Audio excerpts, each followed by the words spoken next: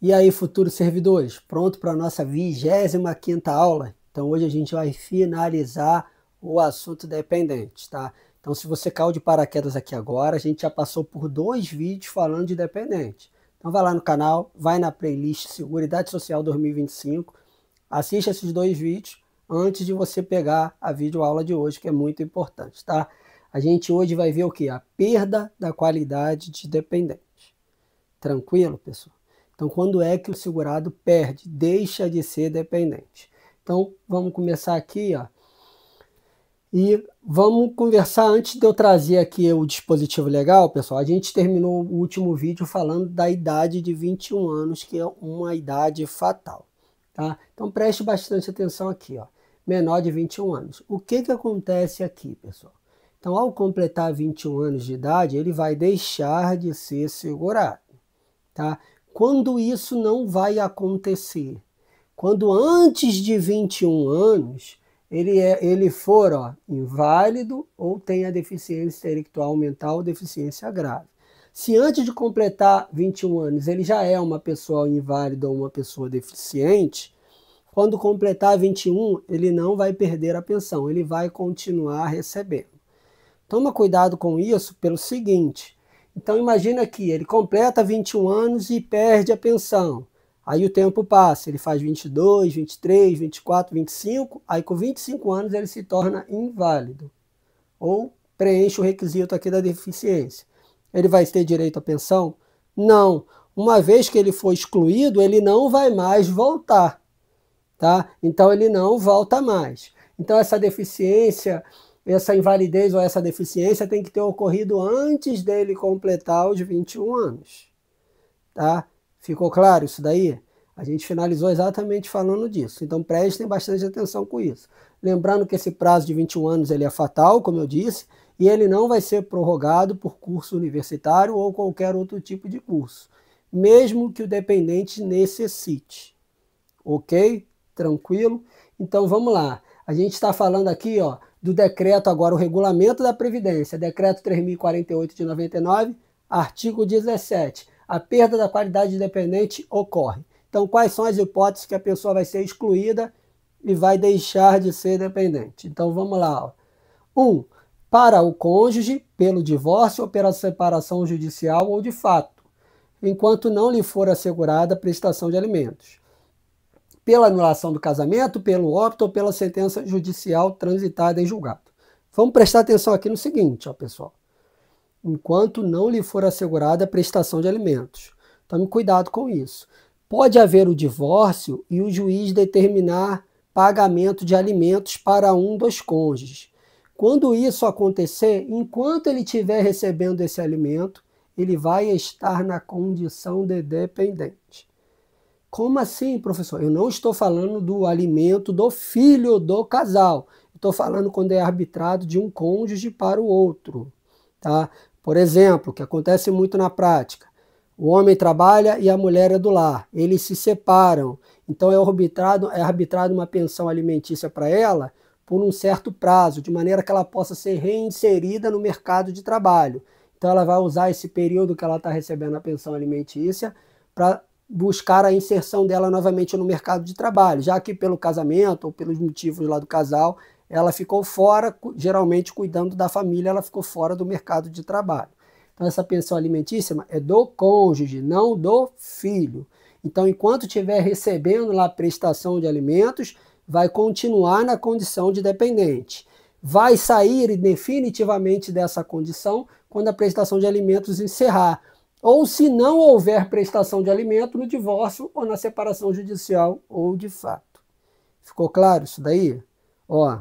Tranquilo? Se quiser já coloca logo um IPC. Tem nada para fazer, coloca logo um IPC aqui de importante pra caramba, para depois não dar ruim o negócio. Aí deu ruim lá e vai ficar chorando depois no quarto escuro lá. Eu achei que sabia, era fácil. Aí, já era. 2. Para a companheira ou companheiro pela cessação da união estável com o segurado ou segurada, enquanto não lhe for garantida a prestação de alimento. Mesma coisa, pessoal. Tá? Se tem prestação de alimento, o companheiro ou companheira, enquanto estiver recebendo esse alimento, vai estar na condição de dependente. vai deixar a dependência quando não tiver mais a união estável e não tiver mais alimentos. Tranquilo? Eu acho que pela explicação do primeiro fica bem fácil entender o segundo. A sistemática aqui, ela é a mesma. Vamos para o nosso inciso 3. Ao completar 21 anos de idade para o filho, ou irmão, ou enteado, ou menor tutelado, ou nas seguintes hipóteses, se ocorrida anteriormente a essa idade, que é a emancipação, né? Então, nas hipóteses abaixo, vai trazer essa emancipação. De novo, a gente está aqui falando de quem? Tá? Ele vai trazer aqui um rol da lista de casos que vai antecipar esses 21 anos. Mas a regra, como a gente viu, é 21 anos, não é isso? Sem prorrogação. E tem lá aquela questão do inválido. Inválido ou com deficiência, enquanto tiver essa invalidez ou deficiência, ele vai ficar recebendo o benefício. Ficou claro isso daí? Essa regra vai para filho, irmão, enteado ou menor tutelado. Embora não esteja escrito aqui, pessoal, porque o decreto ainda não foi atualizado, a gente pode até acrescentar aí menor sob guarda, tá? Eu podia até ter acrescentado aqui no material menor sob guarda, tá? Com aquela mudança que aconteceu lá na 8.213, porque o decreto ele tem que ser atualizado para acompanhar lá o que está na 8.213, tá? Então, a gente, se você quiser, nos seus apontamentos aí, já acrescenta que o menor sob guarda também, ele vai entrar aqui no braço dessa regrinha aqui também, tá? Então, vamos lá. Então, quais são essas hipóteses que vai antecipar? Mesmo antes aí dos 21 anos, ele vai deixar de ser dependente, ó. Primeira delas, casamento. Casou, perdeu, né? Que coisa, né, cara? Que coisa, né, pessoal? Envolvendo o casamento, né? Casamento, casou, perdeu. Então, pensa bem, tá? Pensa bem, porque casou, tchau, pensãozinha. Aí vai, em vez de receber dinheiro, casou, vai gastar dinheiro. Vai gastar. Em vez de o dinheiro entrar, o dinheiro vai sair. Então, pensa bem. Próximo. Início do exercício de emprego público efetivo. Então, tem um emprego público efetivo? Não tem necessidade de estar recebendo ainda pensão, né, pessoal? O cara tá ali razoavelmente estabilizado. C. Constituição de estabelecimento civil ou comercial pela resistência de relação de emprego, desde que, em função deles, o menor com 16 anos completos tem economia própria. Ou seja, ele já se sustenta, ele já se mantém, ele não precisa dessa benese do Estado. Atente que isso vai acontecer a partir de 16 anos, pessoal. E a próxima hipótese, a última, fala o quê? Ó? Concessão de emancipação pelos pais ou por um deles na falta do outro, por meio de instrumento público, independentemente de homologação judicial ou por sentença judicial, ouvido o tutor, se o menor tiver 16 anos completos, é quando os pais lá emancipam o filho, né, para que ele possa praticar atos da vida civil a partir dos 16 anos, esses atos que só podem a partir de 18. Então ele faz ali a emancipação do filho ali, para o filho ficar ali já bem próximo ali para que ele possa agir ali como maior de idade em várias situações, vamos dizer assim, tá? Então essas são as 4 hipóteses aqui que vai ser emancipado à idade de 21 anos. Tranquilo, pessoal? Então, vimos lá o inciso 1, inciso 2, inciso 3, vamos agora falar aqui do inciso 4. Para os dependentes em geral, vai acontecer a perda da qualidade. Para os demais, então olha lá, pela cessação da invalidez ou da deficiência intelectual, mental ou grave. Então lembra o que eu falei? Ó? Ele está lá antes dos 21 anos, ele é inválido. Chegou aos 21 anos, ele vai ultrapassar os 21 e vai ficar recebendo. Ele vai receber isso para sempre, professor? Depende. Se ele ficar inválido para sempre, ele vai receber para sempre. Se ele for um deficiente intelectual mental ou deficiente intelectual mental ou grave, a mesma coisa, ele vai ficar recebendo infinitamente. Mas aí, se ele ficar bom, e se ele deixar de ser inválido, e se ele deixar de ser deficiente, corta o benefício. Ficou inválido, já tem mais de 21 anos, perde o benefício. Ué, e quem vai verificar isso? Quem pode verificar isso? A perícia do INSS. Então o perito pode chamar ele lá para verificação, chama ele, vem cá, deixa eu ver se a sua situação mudou. E sarou. Ó, baixou aqui a divindade, Deus veio aqui e curou ele. Ficou bom, corta o benefício. É assim que funciona. Tá bom, pessoal? Então, bastante atenção com isso aí. O INSS ele pode fazer essa verificação e o dependente aqui ele também pode fazer prove o contrário, tá? Ele pode juntar atestado, pode juntar laudo, fisioterapia, coisa que ele está fazendo ali para tentar se defender. E a outra hipótese aqui é o falecimento. Claro, né, pessoal?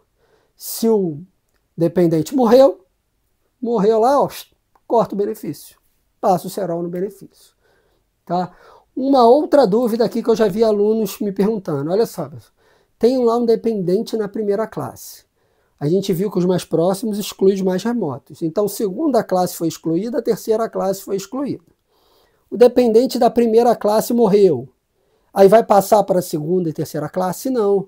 Quando se habilita a pensão lá para a primeira classe, a segunda e a terceira já vai estar excluído em definitivo. Já perdeu em definitivo o benefício, já era, não vai mais receber essa pensão. Tá? Então, bastante cuidado com isso. Se tem alguém na primeira classe, a segunda e a terceira já era, não vai mais receber.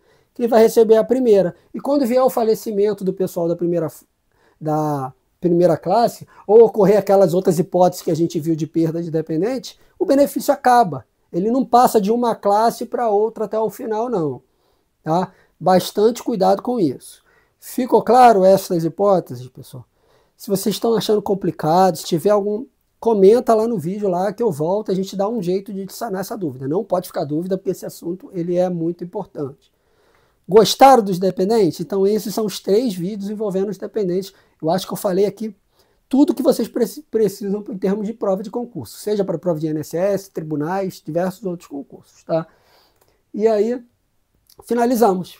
Então a gente arremata esse assunto dependente. Próximo vídeo vamos ver algumas questõezinhas e esse bloco eu chamo de bloco, né? O bloco dos segurados a gente finaliza ele para logo depois começar o bloco de financiamento, que é um bloco também muito extenso, com muito detalhe, uma parte que dá muito trabalho, tá?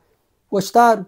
Curte, se inscreve, compartilha. Me acompanha também lá no Instagram, tá, pessoal? Pode acompanhar lá também. Tá parado por enquanto, mas daqui a pouco eu vou reativar lá o Instagram e vou botar várias questõezinhas lá no Instagram, tá? Pra gente ver tudo que vem de 2025 ali. Atualizações que vem acontecendo dentro do direito previdenciário. Beleza? Até a próxima aula.